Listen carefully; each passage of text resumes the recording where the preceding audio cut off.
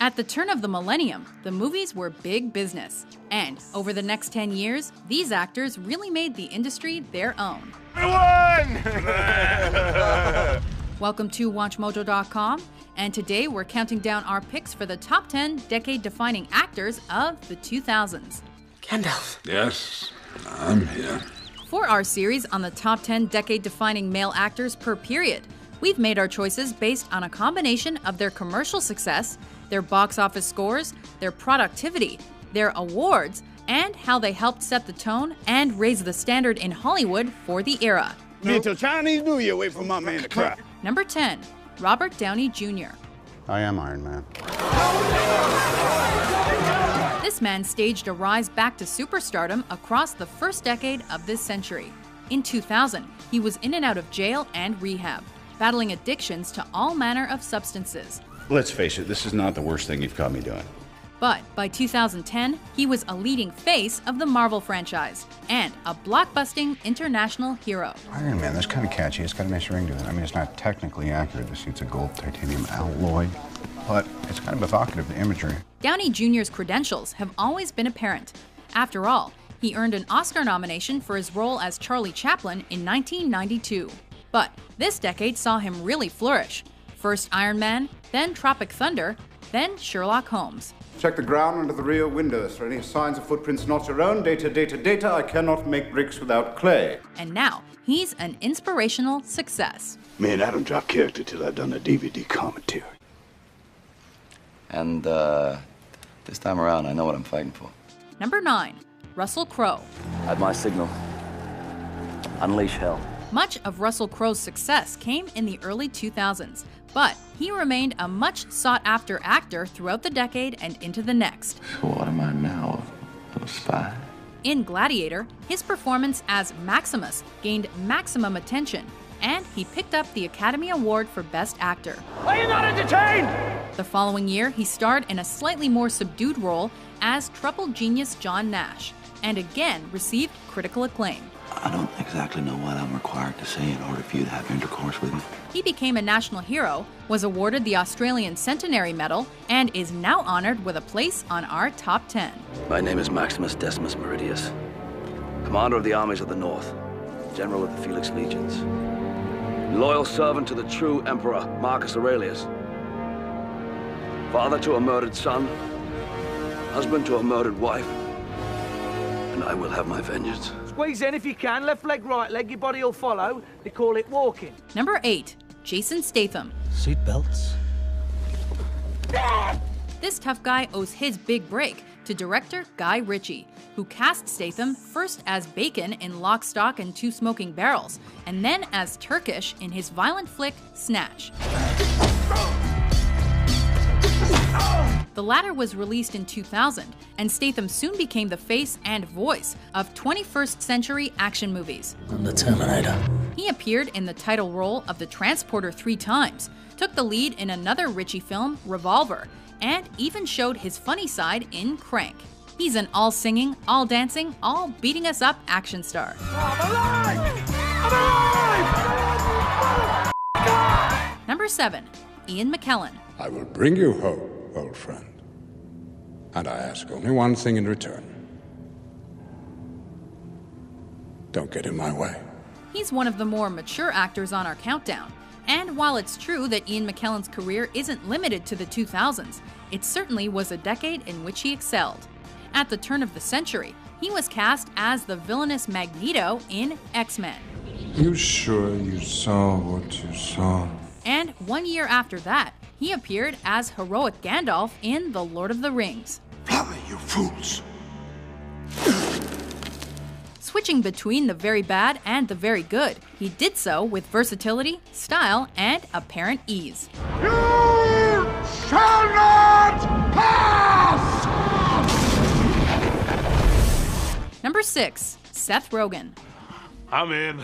Director Judd Apatow and the frat pack group of actors that dominated comedy during the 2000s really pushed the genre into the future.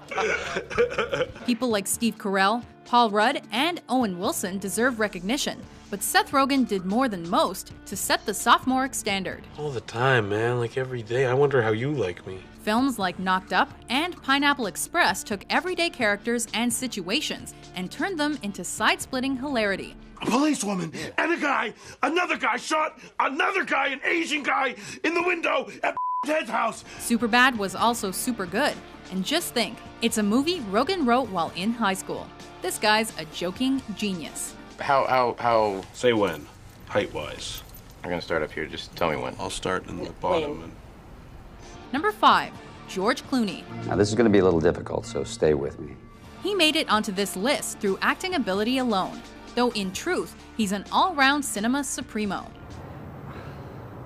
George Clooney was a big name before this century, but he became even bigger within the first few years of it. I knew what I was doing. Ocean's 11 gave him a lead role in a film that grossed $450 million and spawned 2 sequels. Counting down from 20. No. Michael Clayton earned him an Oscar nomination, and Syriana earned him an Oscar victory. If anything happens to me or my family, an accident, an accusation, anything, then first your son will disappear. His body will never be found. Then your wife. Her body will never be found either. Now, this is guaranteed. He's since branched out into writing, directing, producing, everything. He's smooth, sexy, and hugely successful. Play long enough, you never change the stakes, the house takes you. Unless, when that perfect hand comes along, you bet big, and then you take the house. Number 4, Will Ferrell. Ow! Oh! Yes! That's awesome! The Frat Pack has already been featured on this list, but their rowdiest representative has yet to be heard from. We're good! Streaky! Yes! Will Ferrell's impact on popular comedy movies cannot be understated. I'm in a glass case of emotion! His screaming, screeching, mad, bad, honest, and outrageous brand of humor has set the tone for everyone else. He's someone who just can't help being funny, and he must be a director's dream.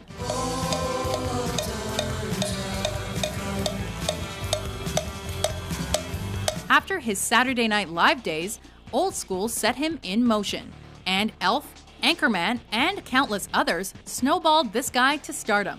I love scotch. Scotch has got scotch. Except no imitations, there is only one.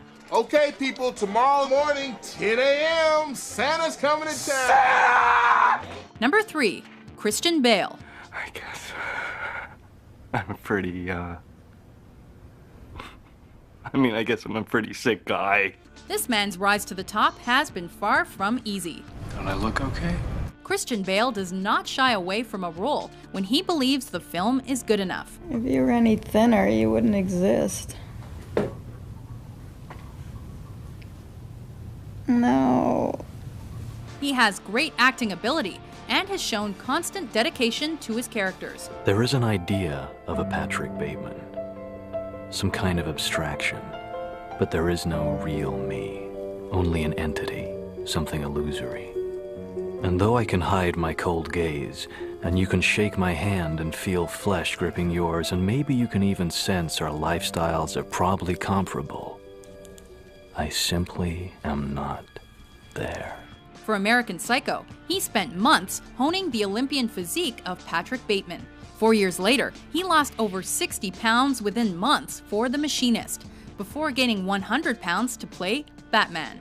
You either die a hero, or you live long enough to see yourself become the villain. It's a tremendous effort. They're tremendous films, and he's a tremendous actor. Listen very, very carefully.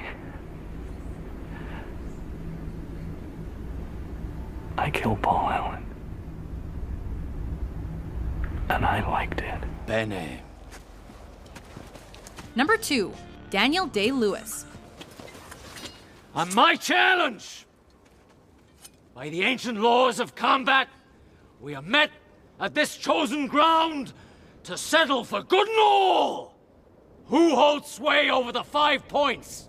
Like Christian Bale, Daniel Day-Lewis has done more than most to meet the demands of his characters.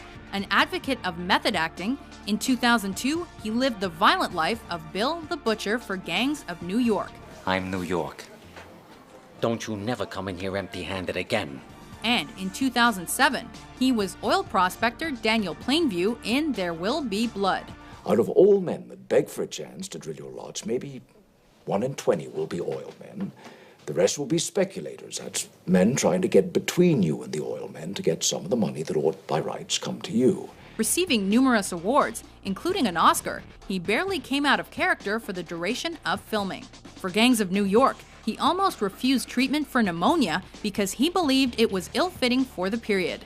That's hardcore. Stop crying, you sniveling ass. Stop your nonsense. You're just the afterbirth, Eli. No. Slithered out on your mother's filth. No. They should have put you in a glass jar on a mantelpiece. Before we unveil our pick for decade-defining actor of the 2000s, here are a few honorable mentions. Down, nipple. Oh, Mika, you should burn in hell.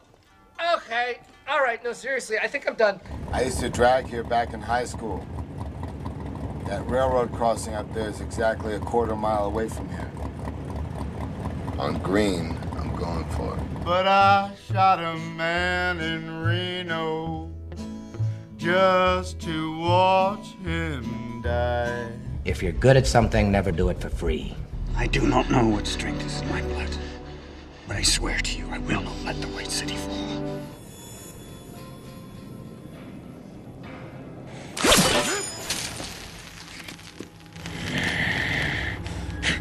Number 1, Leonardo DiCaprio. Can you beat that? The list of critically acclaimed box office hits that he racked up within the first decade of the 2000s is more than most actors achieve in a lifetime. I think so. Kicking things off with The Beach, he went on to play serial fraudster Frank Abagnale. I'm a doctor. And started a lasting partnership with Martin Scorsese in 2002. All right, let's kiss goodnight to that pretty young face of yours. His portrayal of aviation pioneer Howard Hughes won him a Golden Globe Award. The Departed earned him another nod, and in 2008, he won even more acclaim for his role in Revolutionary Road. Actually, it's sort of a stupid job, really. There's nothing interesting about it at all. He's the modern-day movie star, classical and cutting edge, and a role model for his generation. It's not the money, it's, well, it's more of a personal thing. I hope you understand. Do you agree with our list? Which 2000s actor do you think is the most iconic? When you leave this building, you will be endowed with all my powers. For more classic top 10s published every day, be sure to subscribe to WatchMojo.com. Was that so hard? That was fun, right?